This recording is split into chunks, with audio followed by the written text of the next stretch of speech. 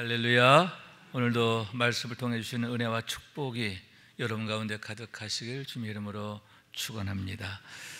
오늘은 금년도의 절반이 지나는 6월 마지막 주일이 되겠고, 또 다음 주일은 한국교회가 맥주 감사절로 지키는 그런 절기가 되어지게 되는데, 그런 의미에서 전반기를 결산하고 하반기를 새로 시작하는 아주 의미 깊은 그런 주일이 아닌가 생각하게 되는 거예요. 그래서 이제 다음 주 우리가 맥주 감사절을 준비하면서 우리가 어떤 마음으로 그 절기를 지켜야 할까? 왜 하나님께서 굳이 이스라엘 백성들에게 그 절기를 명하시고 지키게 하셨고 우리는 또 그 전통을 따르게 되는가? 그 의미를 함께 생각하면서 오늘 은혜를 나누게 되기를 원하는 거죠.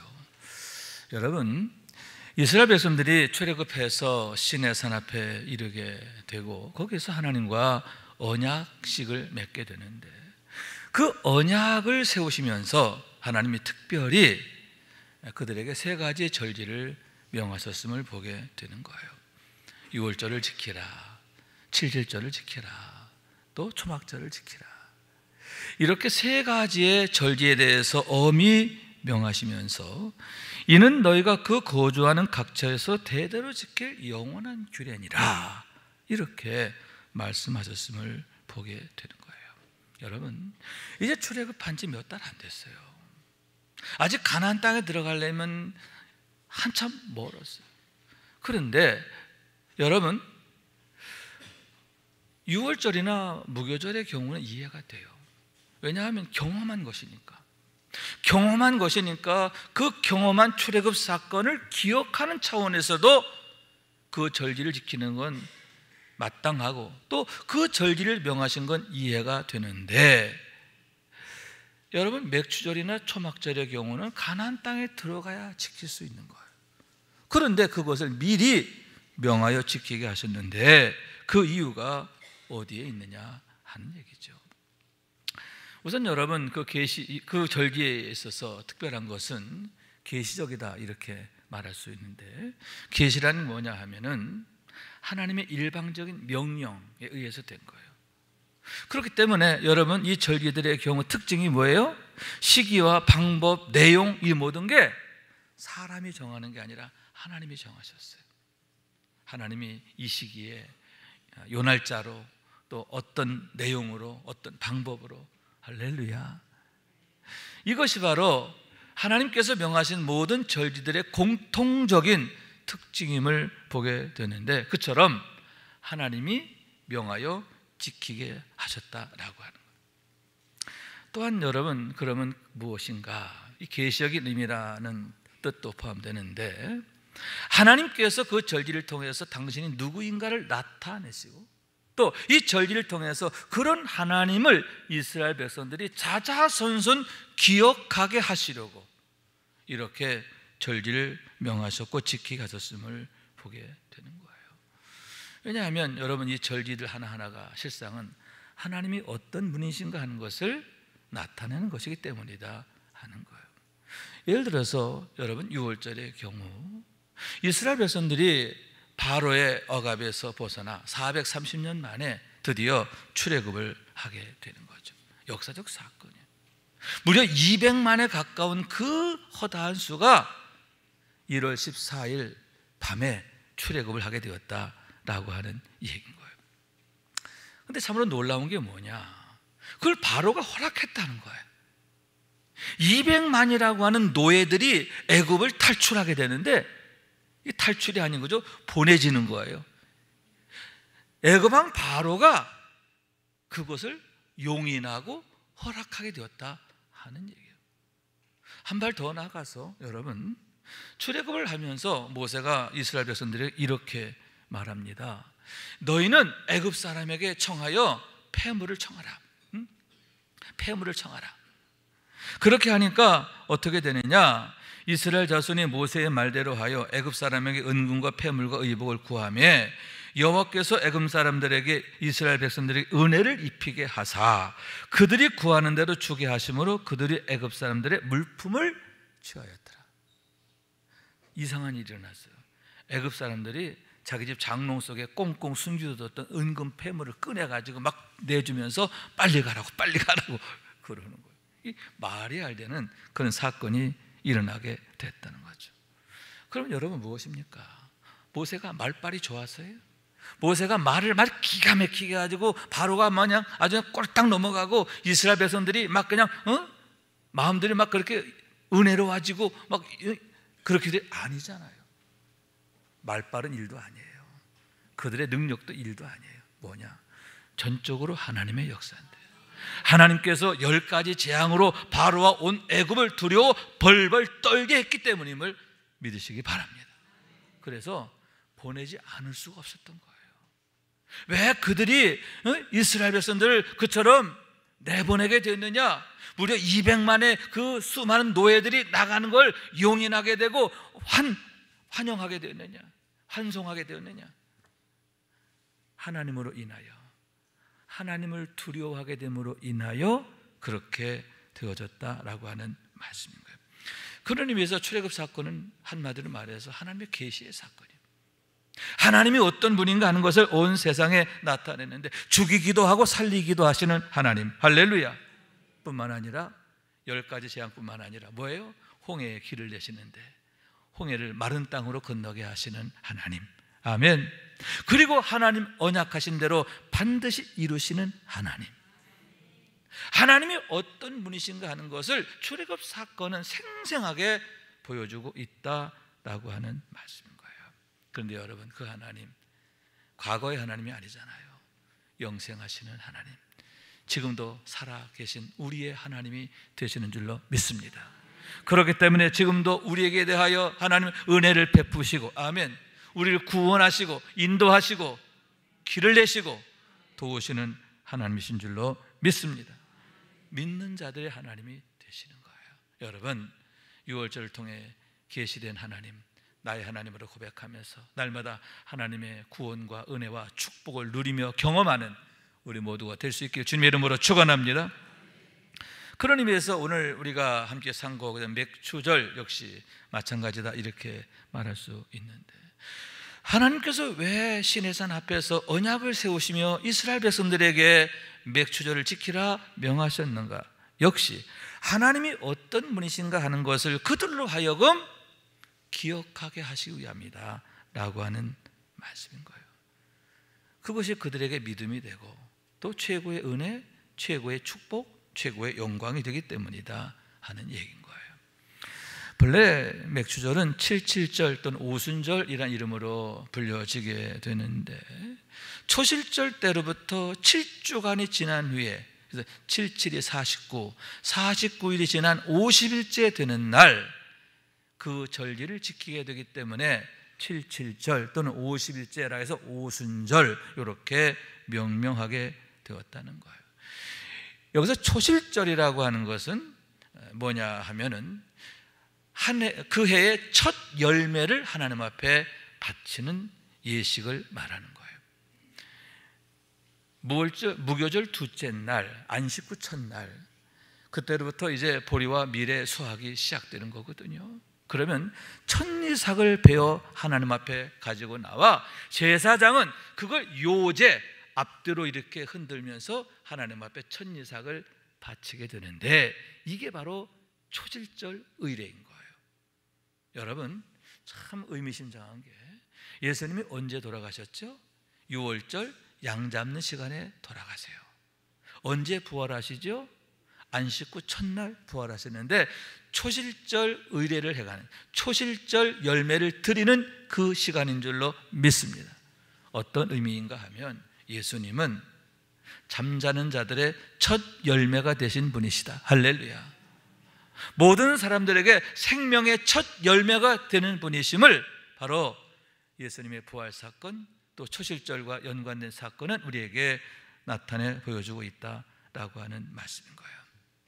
자, 그렇게 해서 초실절 의례를 행하고, 그런 다음에 7주 동안 보리와 밀을 수확하게 되는데, 다 수확하고 50일째 되는 날, 그와 같이 이제는 하나님 앞에 모여서 같이 맥추절의 절기, 그것을 지키게 되었다라고 하는 얘기인 거예요. 그런데 여러분, 이 절기가 지금 당장 지킬 수 있는 게 아니에요. 여러분, 이 언약의 말씀이 주어지는 건 언제냐? 시내산 앞인 거예요. 그러니까 장차 너희가 가나안 땅에 들어가면 이러이러한 절기를 지켜라, 이렇게 미리 예고적으로 말씀하고 있음을 보게 된다 하는 얘기인 거예요. 그러면 왜 그처럼 예고적으로 이렇게 절기를 명하셨을까 하는데, 이건 하나님의 언약이래요. 하나님께서 이스라엘 백성들에게 언약을 세우신 이다라고 하는 거예요. 어떤 언약이냐? 우선 하나님께서 반드시 그 땅을 그들에게 주시리라는 약속인 줄로 믿습니다. 하나님의 언약. 어떤 언약? 내가 가나안 땅, 그 땅을 반드시 너에게 줄 거야, 이렇게 약속하셨는데, 너무나 놀라운 게 여러분, 그 약속 그대로 이루어진 것을 믿으시기 바랍니다. 어떻게 됩니까? 그들이 홍해를 건너고 광야를 지나고 요단강을 건너서 또 여리고성 가나 7족속을 무너뜨리고 결국 가나안 땅을 정복하고 그 땅에서 살게 되는데, 여러분, 하나님이 언약하신 대로 그들이 그곳에 이르러 맥주절을 지키게 되었다라고 하는 말씀인 거예요. 여러분, 이렇게 하나님은 언약하신 대로 반드시 이루시는 것을 믿으시기 바랍니다. 약속인 거야. 내가 반드시 너에게 그 땅을 주리라. 그런데 여러분, 그들이 그 땅에 가기까지 어떤 은혜가 있습니까? 여호와 이레의 은혜. 하나님께서 홍해 한가운데 길을 예비하셨음을 믿으시기 바랍니다. 여호와 니스의 은혜. 하나님께서 그들 앞에 가시면서 모든 대적들과 싸워 그들 이기게 하시고, 아멘, 그들의 길을 여신 줄로 믿습니다. 여호와 라파, 병든 그들을 고쳐주신 줄로 믿습니다. 여호와 로이, 하나님이 친히 선한 목자가 되셔서 낮에는 구름기둥, 밤에는 불기둥으로 그들을 지켜주심으로 그 광야를 무사히 지나게 되었다. 여러분, 전적으로 하나님의 은혜임을 믿으시기 바랍니다. 또한 여러분, 그럼에도 불구하고의 은혜예요. 광야에서의 이스라엘 백성들의 모습은 무엇입니까? 순종입니까? 충성입니까? 아니잖아요. 껐떡하면 하나님 원망하고 대적하고 불순종하고 결국 어떻게 됩니까? 허다한 자들이 광야에서 죽어요. 원망하다 죽고 하나님을 대적하다가 죽습니다.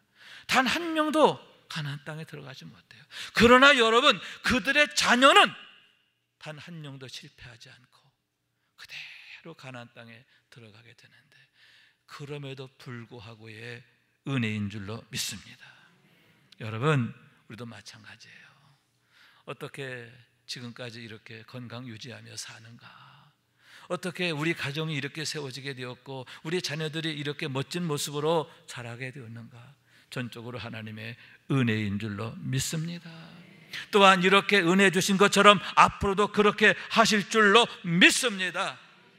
여러분, 맥주를 지키게 하신 그런 말씀의 의미는 여기 있는 거예요. 내가 이렇게 너에게 언약을 세우는데 세운 언약대로 반드시 이루리라. 그 언약을 믿고 나를 의지하라. 믿음으로 살라. 할렐루야.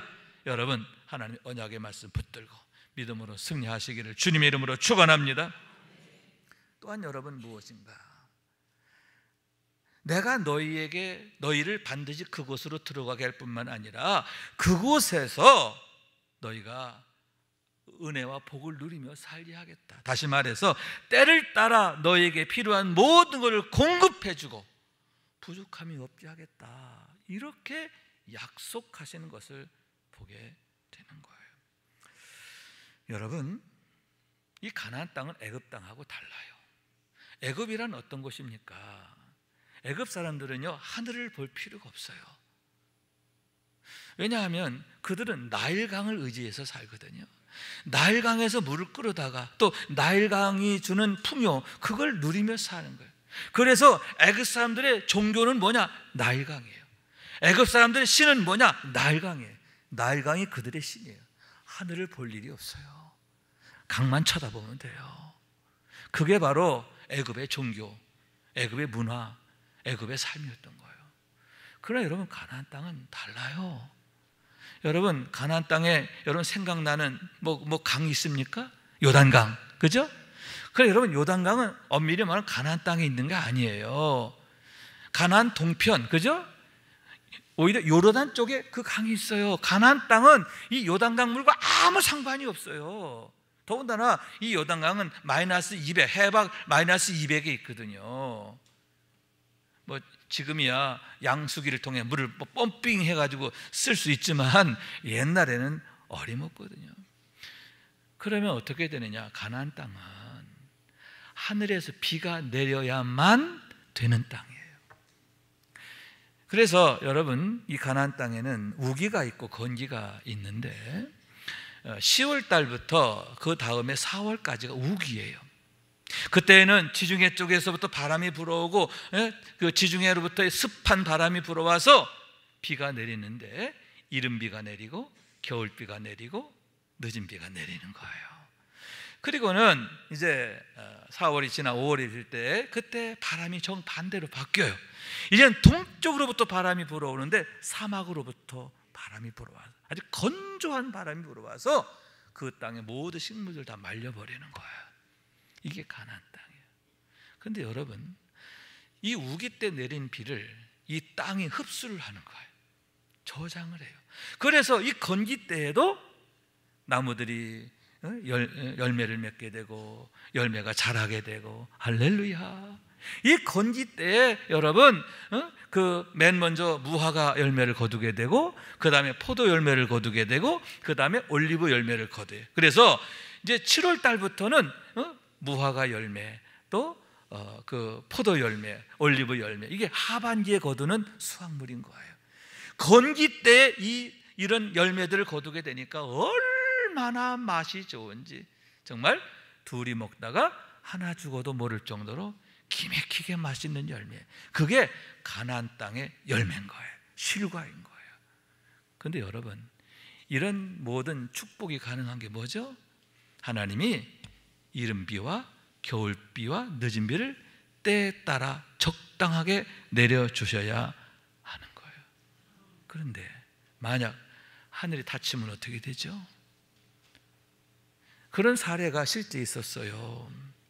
언제냐 하면은 여러분, 아하방 때잖아요. 하나님께서 진노하심으로 북왕국 이스라엘에 3년 6개월 동안 비가 내리지 않는 거예요. 우기에도 비가 오지 않는 거예요. 어떻게 됩니까? 그 비옥한 젖과 꿀이 흐르는 땅이 황무지로 바뀌게 되는데 정말 먹을 거 하나 구할 수 없어서 전전긍긍하는 그런 상태가 돼요. 기근이 찾아요. 여러분, 북왕국 이스라엘은 참으로 비옥한 땅을 갖고 있는데 두 개의 평화가 있었어요. 하나는 갈멜산으로부터 지중해를 따라 아래쪽으로 내려오는 거, 이게 샤론 평야야. 따라해, 샤론 평야. 샤론의 꽃 예수 하는 게 여기 샤론 평야예요. 또 하나는 뭐냐 하면은 이 갈멜산 쪽에서부터 다볼산 정도까지 이렇게 동남쪽을 향해서 쫙 흘러나오면서 있는 평화, 이게 이스르엘 평원이야. 이스르엘 평원. 이 두 개의 비옥한 평원이 있어서 북왕국 이스라엘은 부강했어요. 그런데 비가 오지 않으니까, 더구나 3년 동안 비가 오지 않으니까 어떻게 돼요? 그 비옥한 땅이 황무지로 바뀌게 되는 거예요. 그렇기 때문에 여러분, 이 가나안 땅에서는 하늘을 날마다 쳐다봐야 돼. 하나님이 하늘을 열어주셔야 그들은 사는 거예요. 하나님이 닫으시면 망하고, 하나님이 활짝 열어주시면, 그래서 때를 따라 비를 내려주시고 때를 따라 햇빛 주시면 형통하게 되는 줄로 믿습니다. 그게 바로 가나안 땅의 비밀이에요. 그래서 여러분, 시편의 말씀, 시편 127편에 솔로몬 이렇게 말하죠. 여호와께서 집을 세우지 아니하시면 세우는 자의 수고가 헛되며, 여호와께서 성을 지키지 아니하시면 파수꾼의 깨어있음이 헛되도다. 너희가 일찍 일어나고 늦게 누우며 수고의 떡을 먹음이 헛되도다. 그러므로 여호와께서 그의 사랑하시는 자에게 잠을 주시는도다. 하나님 없는 인생은 멸망이라는 거예요. 반대로 하나님이 사랑하시는 자는 잠을 주시는다. 잠을 준다는 뭐냐? 잠자는 중에도 은혜를 내리신다. 그의 필요를 공급해 주신다는 거예요. 하나님 없이는 못 사는 거예요. 그래서 가나안 땅이 비밀인 거예요. 하나님 없이는 살 수 없는 인생의 비밀, 그걸 가나안 땅이 보여주고 있는데, 하나님 없이는 안 되지만 하나님이면 되는 줄로 믿습니다. 하나님이 때를 따라 비를 내려주시듯 은혜 주시면, 지켜주시면, 도와주시면 여러분 영혼이 잘된 같이 범사가 강건하고 형통케 되는 줄로 믿습니다. 그 비밀을 알고 여러분 더욱 하나님의 얼굴을 구하게 되기를 원합니다. 하나님만이 우리의 구원이시고 소망이 되시는 것을 믿으시기 바랍니다. 믿음으로 이런 은혜의 때, 축복의 때, 할렐루야, 형통의 때를 날마다 감사함으로 살아가게 되는 우리 모두가 될 수 있기를 주님의 이름으로 축원합니다. 또한 여러분, 왜 하나님께서 이처럼 맥주절을 명하시고 지키게 하셨느냐? 그들로 하여금 더욱 감사가 넘치는 삶이 되게 하시려는 하나님의 마음이시다, 이렇게 말씀드릴 수 있는데, 감사하는 자가 더욱 감사할 일이 넘치게 되는 거예요. 이게 바로 하나님의 경륜이고 비밀이시기 때문이다 하는 거예요. 그래서 여러분, 감사하게 하시려고 뭐예요? 세워보라 그러시잖아요. 따라요, 세워보라. 여러분, 이스라엘 백성들이 출애굽을 하고 이제 시내산 앞에 이르게 되었는데, 그곳에 있은 지 1년쯤 됐을 때 이제 시내산을 떠나 출발하기 전에 하나님이 그들에게 명하신 게 있어요. 뭐냐? 인구조사예요. 각 지파별로, 각 족속별로, 가문별로 인구를 조사하라. 그래서 조사를 했더니 20세 이상 된 남자로 전쟁에 나갈 만한 자의 수가 얼마였느냐? 60만 3,550명이었다. 숫자가 딱 나왔어요. 그런데 여러분, 이게 참 기가 막힌 게 뭐냐 하면은, 20세 이상 남자가 60만이라고 하면 거기 여자와 아이들까지는 200만이 넘잖아, 그죠? 자, 그런데 430년 전 야곱이 그의 가족들을 데리고 갈 때 얼마였어요? 70명이었거든. 70명이 내려가서 430년 만에 200만이 된 거예요. 장정만 60만이 된 거예요. 그러면 여러분, 그들이 항상 형통했던 게 아니잖아요. 처음에는 참 좋았어요. 왜? 요셉, 총리 대신 요셉을 그런 아주 존경하는 그런 바로 왕으로 인해서 그들이 대접받고 환영받았기 때문에. 그러나 요셉을 알지 못하는 왕이 일어나면서부터 그들은 노예로 전락하고 온갖 박해와 시련과 어려움을 당하게 되는데, 특히 여러분, 모세가 태어날 즈음에는 어떤 일이 일어나죠? 유아 살해 사건. 산에 아이가 태어나면 죽이도록 그렇게 명령해요. 처음엔 산파를 통해서 하다가 그게 여의치 않으니까 군대를 동원해서까지 그렇게 악랄한 짓까지 서슴지 않았다는 거예요. 그럼에도 그들은 약해지지 않고 이렇게 어마어마하게 부흥하게 되었다. 출애굽기 1장 20절 이렇게 말해요. 하나님이 그 산파들에게 은혜를 베푸시니 그 백성은 번성하고 매우 강해지니라. 할렐루야. 하나님이 이렇게 은혜를 베푸시니까 그 박해 중에도, 그 환난 중에도 그들은 오히려 약해지지 않고 강해지고 번성하게 되었다 하는 얘기인 거예요. 그런데 그런 일이 이 광야에서도 그대로 돼요. 두 번째 인구조사는 그때로부터 39년 후에 이루어져요. 이스라엘 백성들이 모압 평지에 이르게 되었을 때 그곳에서 하나님께서 재차 인구조사를 명하시게 되는데, 조사해 보니까 그때는 20세 이상으로 남자가 60만 1,730명, 60만, 거의 비슷해. 그런데 여러분, 이게 참 놀라운 숫자가 이게 뭐냐 하면은, 지금 그들은 39년 동안 어디를 지나왔어요?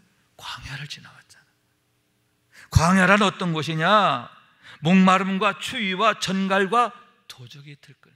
사람이 살만한 데가 아니에요. 애 낳아서 키울 그런 곳이 아니란 말이에요. 요즘 젊은 사람들 아이 낳는 거 막 걱정하죠. 대한민국이 아기 낳아서 키울 환경이 아니다라고 해서 아기 낳는 거 두려워하는데, 여러분, 이 광야는 지금의 우리 한국과 비교할 수가 없어요. 정말 애기 낳아서 키울 수 없는 그런 곳이잖아요. 그런데 그런 곳을 지나왔는데도 이렇게 줄지 않았다는 거예요. 더구나 여러분, 그 동안에 하나님을 대적하다가 원망하다가 얼마나 많이 죽었어요. 그죠? 20세 이상 된 자들은 다 죽잖아요. 더구나 모압 땅에 와서까지도 음란한 짓 해요. 그러다가 인구조사 바로 직전에 연병으로 2만 4천 명이 죽는 거예요. 그러니까 2만 4천 명 안 죽었으면 오히려 늘어난 거예요. 얼마나 엄청난 일인가. 여러분, 왜 세어보게 하셨을까요? 세어보아야 보이는 거예요. 뭐가 보여요? 하나님이 보이는 거예요. 어떻게 우리가 이 광야를 지나왔는데도 이렇게 우리가 약해지지 않고 더 강해지게 됐을까? 더 단단해졌을까? 더 성장하게 되었을까? 아무리 봐도 내 능력이 아니잖아요. 내 힘이 아니잖아요. 형편과 상황이 아니잖아요. 전적으로 하나님의 은혜구나. 하나님이 하셨구나. 여러분, 애굽 땅에서 뿐만 아니라 이 광야에서도 하나님이 은혜 주시니까, 하나님이 지켜주시니까, 하나님이 복을 주시니까 이렇게 그 험악한 가운데서도 결코 약하여지지 않고 쇠하지 않고 여전히 강건하고 형통하게 되더라. 하나님의 은혜가 보이는 거예요. 하나님이 함께하는 삶이 얼마나 놀라운가 그게 보이는 거예요. 할렐루야. 왜 세워보게 하셨느냐? 그 이유가 바로 거기 있음을 보게 되는 거죠. 여러분, 우리도 맥주절을 준비하면서 이번 주간 세워봤으면 좋겠어요. 지난 세월을 한번 세워보세요.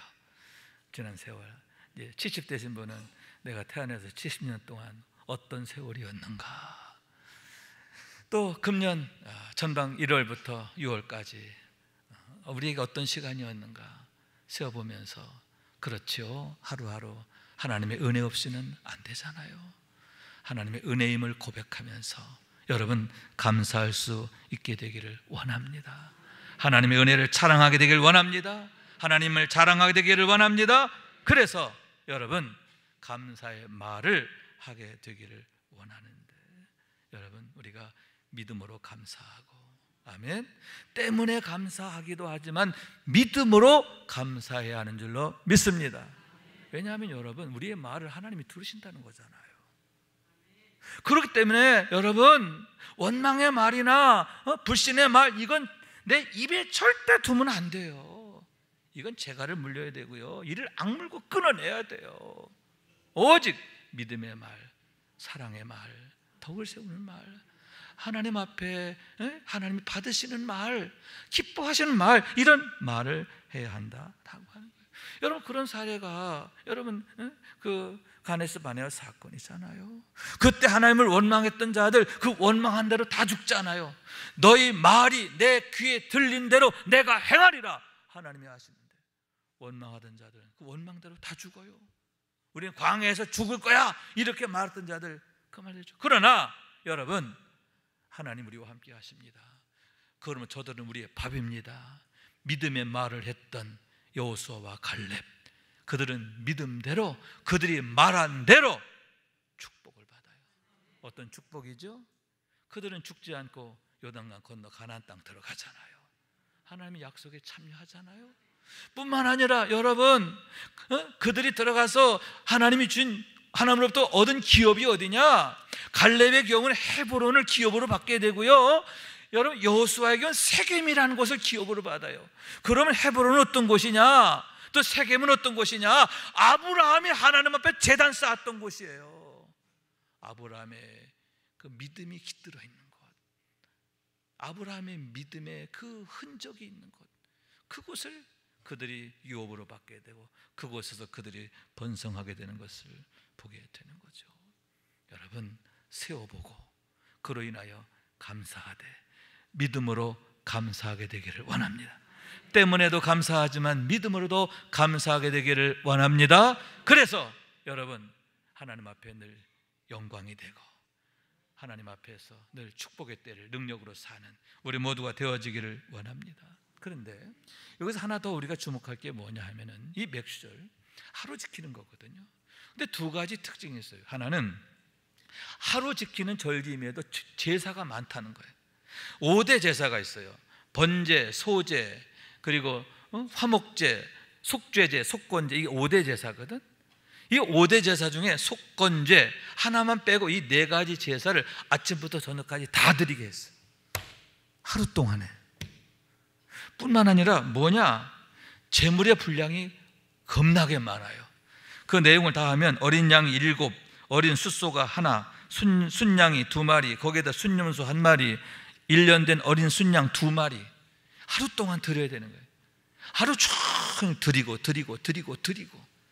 이유가 뭘까? 우선 여러분, 내 재물이 있는 곳에 내 마음이 있다고 그랬잖아. 그들의 마음을 하나님이 받으시기 원하시는 거예요. 형식적인 제사가 아니라 중심의 제사가 된다. 형식적 감사가 아니라 중심, 마음이 담긴 감사가 되어야 한다, 그런 얘기예요. 할렐루야. 또한 여러분 뭡니까? 풍성한 감사가 되는, 정말 하나님 앞에 인색한 게 아니라 풍성함으로 드리는 감사.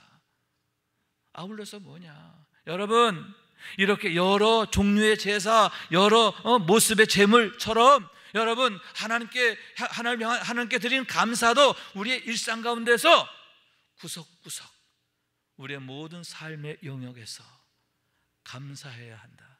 다시 말해서 우리의 모든 삶의 영역이 감사의 현장이 되어야 된다. 감사의 제물이 되어야 된다, 그런 얘기예요. 그럴 때 우리의 삶 모든 곳에 하나님의 은혜가 깃들고 축복이 깃들고 하나님의 축복이 넘쳐나게 되리라 하는 얘기인 거예요. 여러분, 말씀을 맺습니다.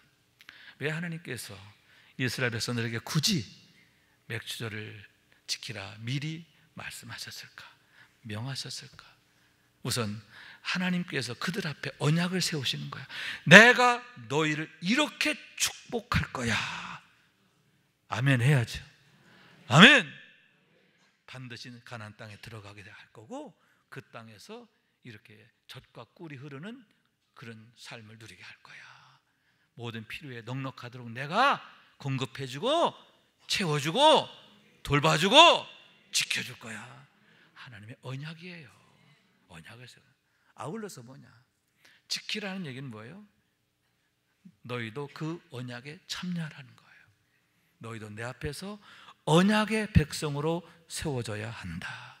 다시 말해서 온전한 믿음, 장성한 믿음, 대장부의 믿음으로 세워져야 한다 하는 거예요. 왜냐하면 그래야 하나님이 주신 축복을 소유하게 되고 비로소 누리게 되기 때문임을 믿으시기 바랍니다. 여러분, 맥주를 앞두고 이번 한 주간 하나님을 기억하는 시간 되기를 원해요. 세어보면서 하나님을 기억하게 되고 또 때문에도 감사하지만 믿음으로 감사하게 되기를 원합니다. 그래서 2025년도 맥주절은 이전과는 다르게 더 의미가 있게 되고 우리의 삶의 새로운 이정표를 열어가는 축복이 되기를 원하는데, 우리 하나님을 인해서 새로운 은혜의 때, 새로운 차원의 은혜의 때를 열어가는 우리 모두가 될 수 있기를 주님 이름으로 축원합니다. 축원합니다. 우리 말씀 생각하면서 기도하는 마음으로 찬양합시다. 시편 23편의 찬양입니다. 여호와 나의 목자,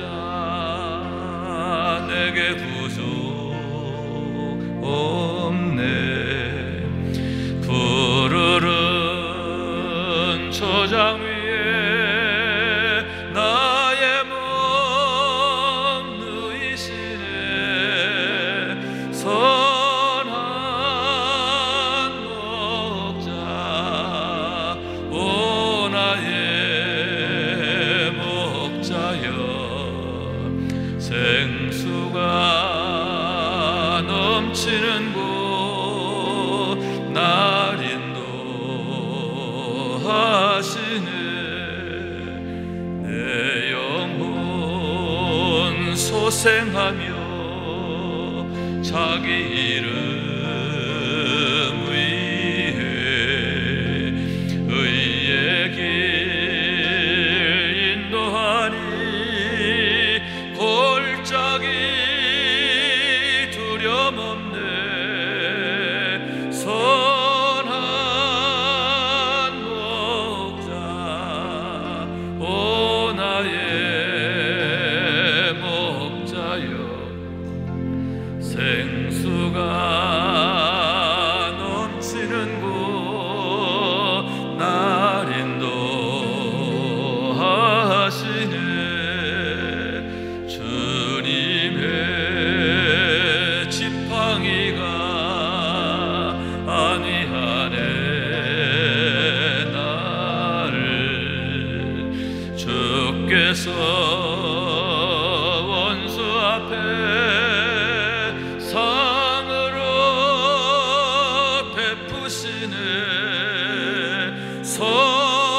선한 목자 오 나의 목자여 생수가 넘치는 곳 날 인도하시네 기름을 머리 위에 바르시는 주님 평생의 선하심과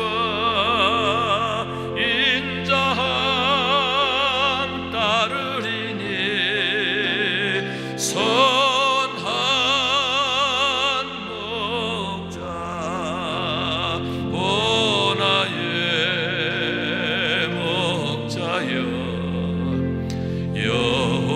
여호와 계시는 곳 영원히